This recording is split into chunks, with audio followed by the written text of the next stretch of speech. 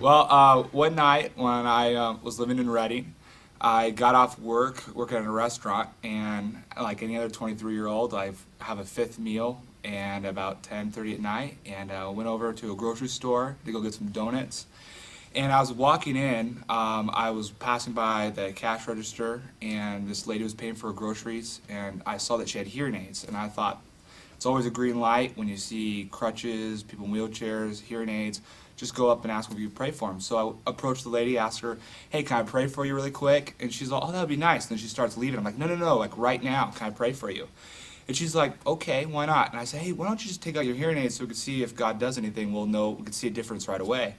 And so she takes out her hearing aids. We begin to pray for her. And the cash register girl, the cashier lady, she's watching the whole thing, unfold. And we began to pray for her. And I said, "Okay, I'm going to take a couple steps back. You just repeat after me if you could hear me."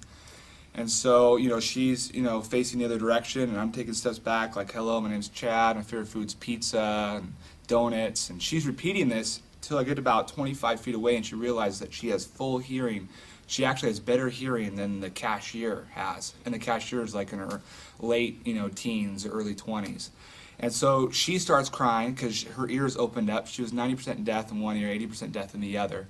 And the cashier lady is crying as well. And suddenly, right when that happens, I just feel this wind on the back of my neck, and I get downloaded with all these words of knowledge of what God wants to do in the grocery store. And, I didn't have this. I was just going in there hungry. I didn't have this before.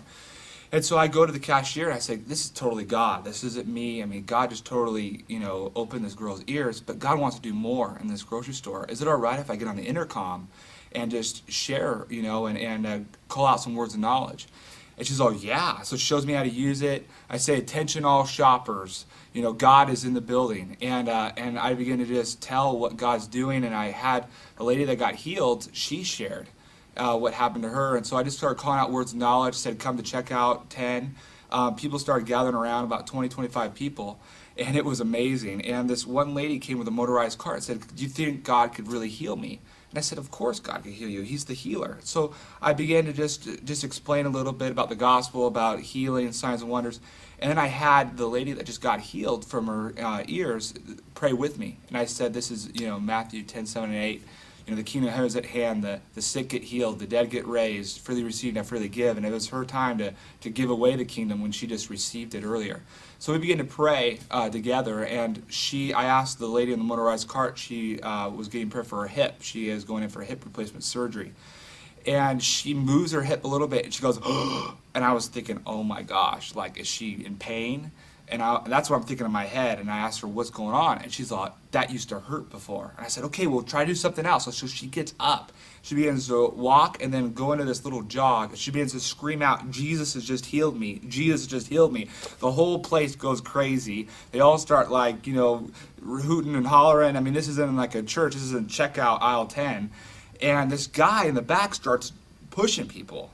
And I'm thinking, this guy's coming to, like, beat me up. He has a problem with this. I don't know. So he's shaking his, like, fist at me. And he gets up to me, and I'm, like, getting ready to defend myself. And he says, my wrist, I have carpal tunnel in my wrist. I've had it for 2 years. Will you please pray for me?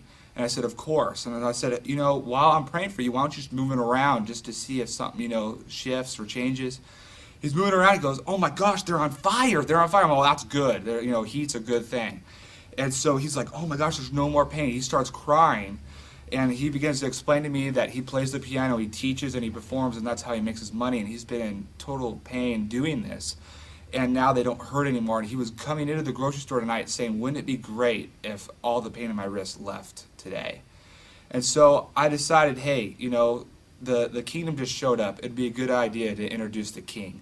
And so I just told everybody, Jesus didn't just die on the cross for these people to get healed, but to have a personal relationship with you.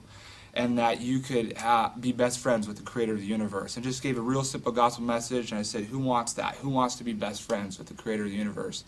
And people's hands just came up, and I just led them to the Lord, prayed for them, and I walked out on cloud 9 for getting my donuts. But it was a fun night.